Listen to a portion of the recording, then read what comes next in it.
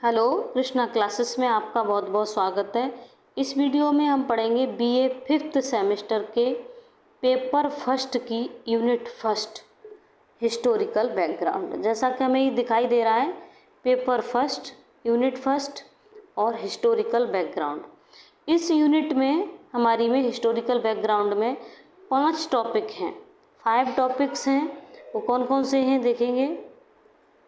First है the epic, second है birth of tragedy, third है comedy and tragedy in classical drama, और fourth है द एथेनियन सिटी स्टेट, और 5 है लिटरेरी कल्चर्स इन ऑगस्टन रोम। ठीक है, तो सबसे पहले हम इस द एपिक टॉपिक को क्लियर करेंगे। देखेंगे द एपिक। एपिक क्या होता है, इसके टाइप्स क्या होते हैं। ये एक पोइट्री फॉर्म होती है। ठीक है, the epic is supreme form of all the form of poetry. Epic is a supreme form, सर्वश्रेष्ठ फॉर्म होती है, रूप होता है, of all the form of poetry. Poetry की सभी फॉर्म में से ये फॉर्म जो होती है एपिक, वो सर्वश्रेष्ठ फॉर्म होती है, सबसे उच्च रूप होता है ये पोइट्री की फॉर्म्स में से। An epic is a long narrative poem about a serious subject. इतना समझेंगे। An epic is a long narrative poem. एक एपिक जो होता है वो एक लॉन्ग, लंबी नरेटिव वर्णात्मक पोएम, कविता होती है। एपिक एक लंबी वर्णात्मक कविता होती है अबाउट ए सीरियस सब्जेक्ट, किसी भी गंभीर सब्जेक्ट के बारे में, जिसमें क्या होता है, कोई भी सीरियस सब्जेक्ट होता है, और लंबी वर्णात्मक कविता होती है। कंटेनिंग डिटेल्स, जिसमें डिटेल्स होते हैं, of great deeds and events, जिसमें महान कार्यों और महान घटनाओं का डिटेल डिस्क्रिप्शन होता है, डिटेल होता है, जिसमें जो सिग्निफिकेंट, महत्वपूर्ण होती हैं टू ए कल्चर, एक संस्कृति के लिए, और ए नेशन, और राष्ट्र के लिए, जो किसी भी राष्ट्र और संस्कृति का के लिए क्या होती है, सिग्निफिकेंट होती हैं, महत्वपूर्ण होती हैं। तो समझ में आया। अगर आपका पेपर ऑब्जेक्टिव आता है तो यदि वहाँ पूछता है व्हाट इज एपिक, एपिक क्या है, तो an epic is a long narrative poem, यही ऑप्शन होगा, वही राइट होगा। ठीक है, आगे भी इतना दे सकता है, about a serious subject. Epic समझ में आ गया। अब देखेंगे आगे। It has a grand theme, इसकी ग्रांड थीम होती है, शानदार थीम होती है, शानदार उद्देश्य होता है। ग्रांड पर्पज, ग्रांड पर्पज होता है, और इसका जो सबलाइम करेक्टर होता है, सबलाइम करेक्टर्स, सबलाइम का मतलब होता है अति प्रशंसनीय, अति श्रेष्ठ करेक्टर्स होते हैं इसमें। लॉफ्टी इमेजिनेशंस होती हैं, लॉफ्टी मतलब प्रभावशाली, बहुत अच्छी इमेजिनेशंस होती हैं। Hyperbolic description of weapons and battles, hyperbolic description होता है, बढ़ा चढ़ाकर वर्णन होता है इसमें, किसका, वेपन्स का, हथियारों का, एंड बैटल्स और युद्धों का, किसमें, एपिक में। ठीक है, विजिट ए स्ट्रेंज लैंड, किसी भी के स्ट्रेंज लैंड की विजिट का वर्णन होता है, मतलब एक अजीब, विचित्र, अननोन लैंड होता है, उसकी विजिट का वर्णन होता है।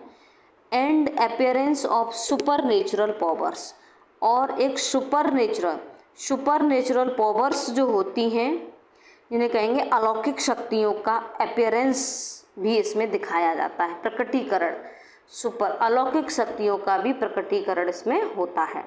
ठीक है, तो समझ में आया कि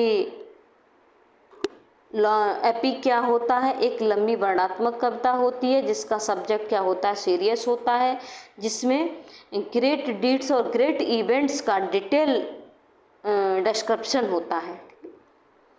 नेक्स्ट आगे चलेंगे, देखेंगे टाइप्स ऑफ एपिक, TYPES, यहाँ ऐसे हुई, इस पर गलत हो गई है ये लिखने में, TYPES, types of epic, epic के प्रकार। एपिक कितने प्रकार का होता है? देयर आर, यहाँ देख लेते हैं एक बार क्लियर है या नहीं। ठीक है।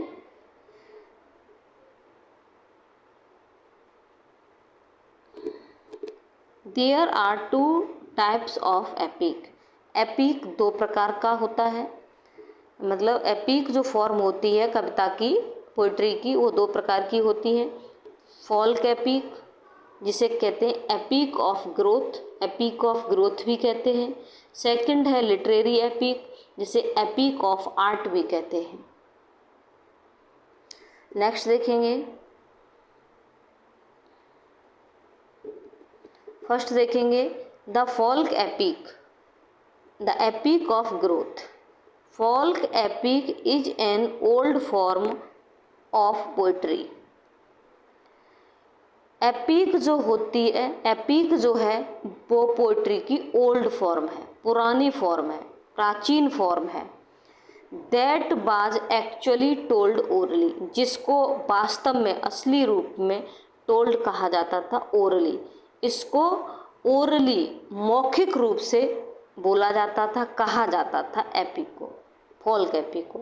Authors attempted to preserve them over time by writing them down in hard copies। तो ऑथर्स ने क्या किया, लेखकों ने अटेम्प्टेड, कोशिश की, टू प्रिजर्व, इन्हें सुरक्षित रखने की। देम मीन्स, देम आया है एपिक्स के लिए, तो इनको ओवर टाइम, अतिरिक्त समय में, बाई राइटिंग डाउन, उन्हें लिख करके, देम मीन्स उनको, इन हार्ड कॉपीज, और बाद में अतिरिक्त समय में जो राइटर्स ने इनको प्रिजर्व, सुरक्षित रखने के लिए इन्हें हार्ड कॉपीज़ में लिख करके, संग्रहित करके इनको सुरक्षित रखने की कोशिश की।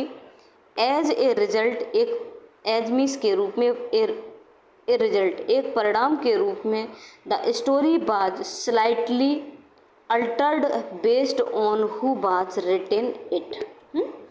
फिर क्या हुआ, आई बात समझे? फॉल्क एपिक है जो ओल्ड फॉर्म थी पोइट्री की, सबसे पुरानी फॉर्म थी, और इनको ओरली टोल्ड किया जाता था। कैसे? ओरली टोल्ड किया जाता था, ओरल फॉर्म, ये कह लीजिए। फॉल्क एपिक या एपिक ऑफ ग्रोथ क्या है? ओल्ड फॉर्म है एपिक की। क्या है? ओल्ड फॉर्म है, और क्या है? ओरली फॉर्म है।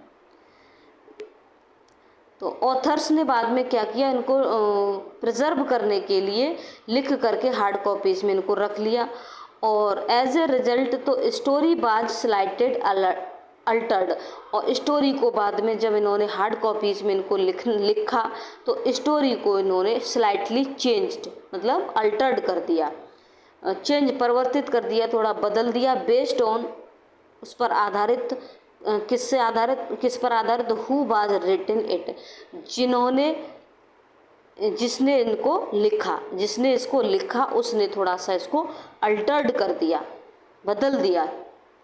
दस, इस प्रकार, नो वन नोज, कोई नहीं जानता, फॉर सर्टेन, निश्चितता के बारे में, who rot the folk epic, इस प्रकार कोई नहीं जानता इनके बारे में निश्चित रूप से कि ये फॉल्क एपिक किसने लिखे थे, मतलब स्टार्टिंग में, ठीक है, लेकिन इनको प्रिजर्व कर लिया गया था।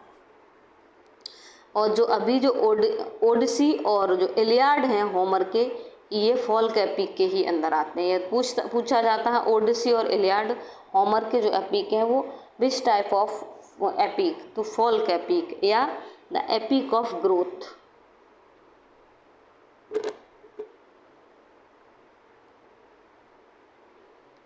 आगे नेक्स्ट देखेंगे the literary epic, the epic of art. Literary epic is usually known, literary epic usually, सामान्यतः, नोन, जाना जाता है।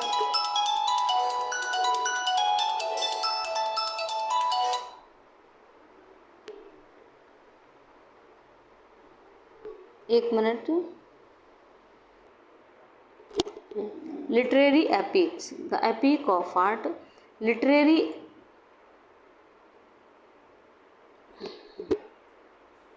Literary epics is usually known as art epic. थोड़ा डिस्टर्ब हो गया, फ़ोन आ गया उधर।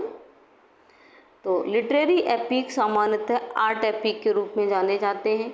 इट इज़ एन एपिक, यह वह एपिक है विच इमिटेट्स, जो इमिटेट करता है, नकल करता है, of conventions of folk epic. Folk epic की कन्वेंशंस जो हैं, रीत रिवाज परंपराएं जो है, उन्हीं को इमिटेट करता है। चलो, नकल तो उन्हीं की गई है, इसमें इमिटेट किया गया है लिटरेरी एपिक्स में। लेकिन it is absolutely opposite to the folk epic. लेकिन ये जो लिटरेरी एपिक है वो फोल्क एपिक के बिल्कुल अपोजिट है, एब्सोल्युटली अपोजिट, पूरी तरह से अपोजिट है। बिकॉज, क्योंकि it is in written form, ये किस में है, रिटन फॉर्म में है। और ये किस में होता है, ओरल फॉर्म होती है इसकी, ठीक है। और ये रिटन फॉर्म में, तो ये अपोजिट होता है। तो it is absolutely opposite to the folk epic because it is in written form. It is called an art epic, इसे आर्ट एपिक भी कहा जाता है। Literary epics are the result of the poet's brilliance. Literary epics जो होते हैं वो poet की ब्रिलियंस का रिजल्ट होते हैं, पोइट की बुद्धिमत्ता का परिणाम होते हैं। एज ए रिजल्ट, एक परिणाम के रूप में, they have significance from view point of literature.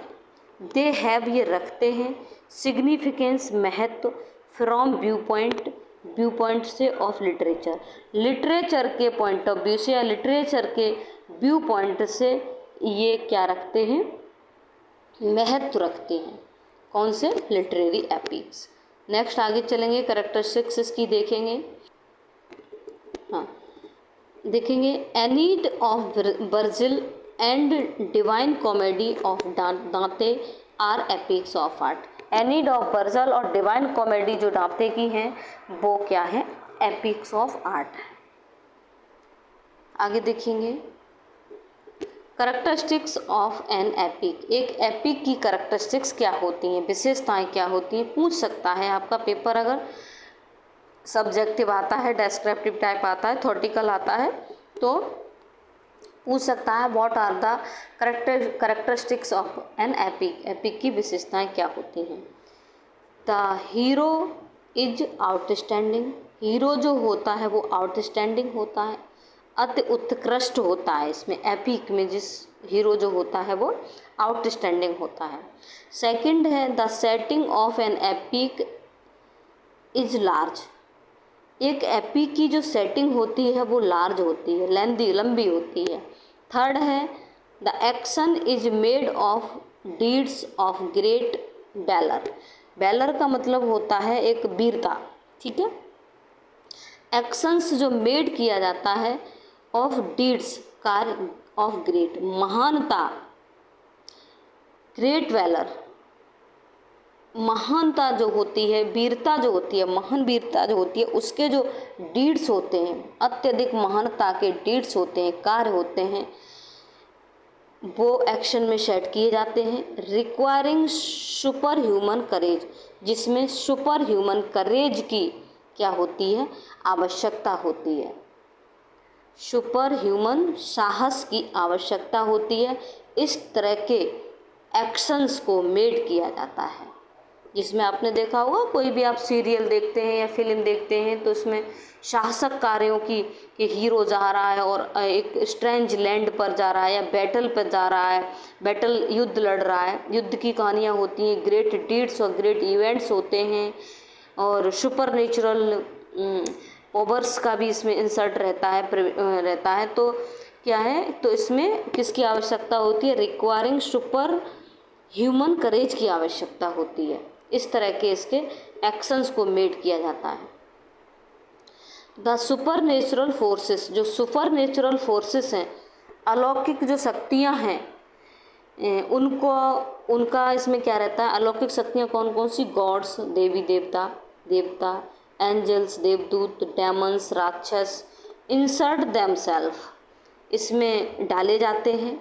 In the actions, actions में इसके जो एक्शंस जो मेड किए जाते हैं, सेट किए जाते हैं, तो उसमें ग्रेट डीड्स तो होते ही हैं, valour deeds of great valour के तो होते हैं, उसमें सुपर ह्यूमन करेज की भी आवश्यकता होती है। इसके साथ साथ सुपर नेचुरल फोर्सेस को भी इसमें डाला जाता है एक्शंस में, ठीक है। वो देवी देवताओं का भी इंटरफियर रहता है, एंजल्स होते हैं, डेमन्स होते हैं।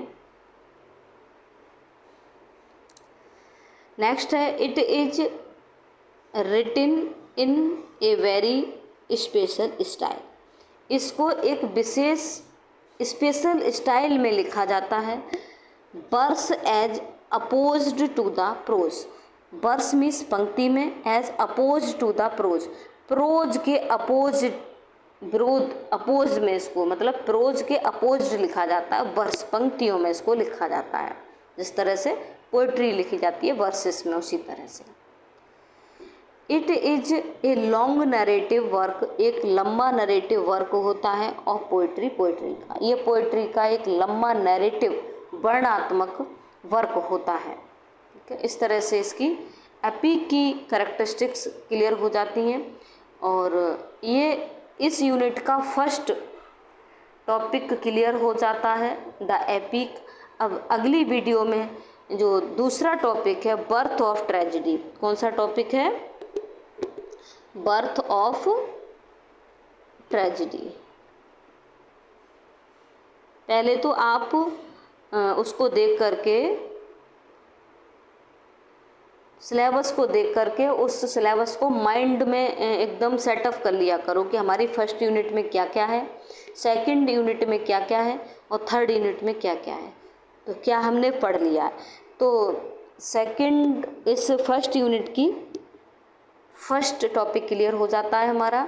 अब सेकंड यूनिट में मैं सेकंड टॉपिक दूंगी, बर्थ ऑफ ट्रेजेडी, ठीक है। Thank you.